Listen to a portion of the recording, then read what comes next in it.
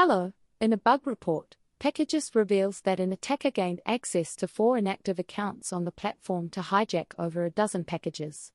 The attacker forked each of the packages and replaced the composer's description in composer.json with their own message, but did not otherwise make malicious changes.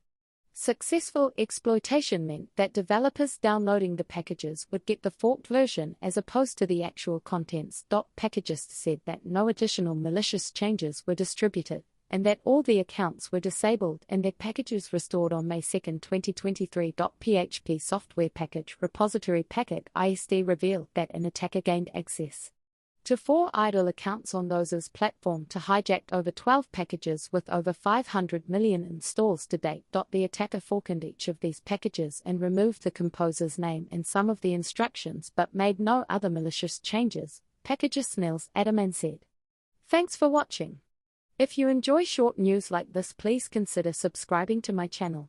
Until next time.